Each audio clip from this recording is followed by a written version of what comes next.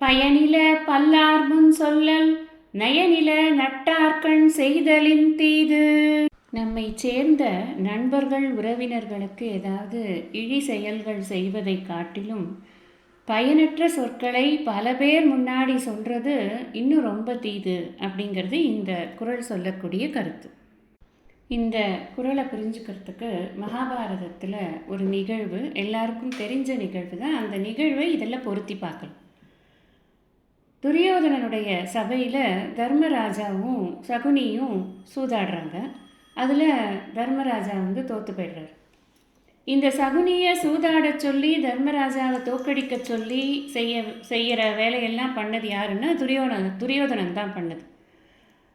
எப்படியாவது தர்மரை தோக்கடிச்சாச்சு அப்படின்னு சொன்னால் அப்புறம் நாம் அவரை எவ்வளோ வேணாலும் அவமானப்படுத்தலாம் அப்படிங்கிறது அவனுடைய எண்ணம். தனக்கு வேண்டியவன் தான், தனக்கு சொந்தக்காரன் தான், அவனுக்கு இவ்வளவு ஒரு இழிவான செயலை செய்யறது அப்படிங்கிற ஒரு எண்ணமானது இந்த துரியோதனனுக்கு இருந்தது. நயனில நட்டார்கண் செய்தல் அப்படிங்கிற விஷயத்தை இப்படி செஞ்சுருக்கான்.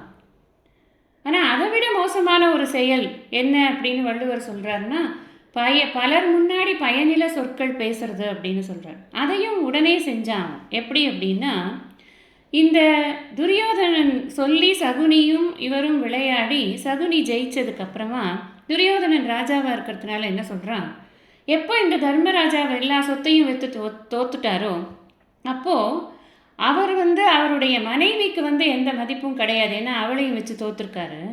அப்போ அவளை இழுத்து கொண்டு இந்த அரண்மனைக்கு, இந்த அரசவைக்கு கொண்டு வாருங்கள், அவளை துகில் உரிக்க வேண்டும் அப்படின்னு சொல்லி அவன் கூப்பிடுறான். அவளை இழுத்து கொண்டு அவளை வர சொல்கிறான்.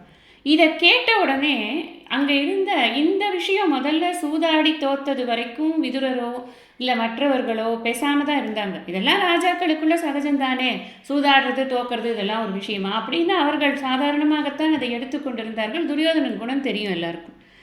ஆனால் இந்த வார்த்தை இருக்குல்ல, இந்த பயனற்ற சொற்களை, அந்த திரௌபதியை துகிலுரிக்க வேண்டும் அப்படிங்கிற பயனற்ற சொற்களை அவன் சொன்ன உடனேயே அங்கே இருக்கக்கூடிய நல்லவர்கள், தர்மம் தெரிந்தவர்கள் எல்லாருக்குமே ரொம்ப வருத்தமாக போயிடுது. அவர்களெல்லாம் பதைந்து விட்டார். அது மட்டும் இல்லை, அவனை பழிக்கவே ஆரம்பிச்சிட்டாங்க. ஏன் இந்த மாதிரியெல்லாம் உனக்கு புத்தி போகிறது அப்படின்னு. ஆனால் யார் பேச்சையும் அவன் கேட்கவே இல்லை. வள்ளுவர் என்ன சொல்கிறாருன்னா, நீ தர்மருக்கு செஞ்ச தீதை விட இப்படி ஒரு வார்த்தையை சொன்னியே சபையில், ஒரு குலமகளை கொண்டு வர வேண்டும், சபையில் துகிலுரிக்க வேண்டும் சொன்னியே, அது அதை விட கெடுதலப்பா அப்படின்னு வள்ளுவர் சொல்கிறார்.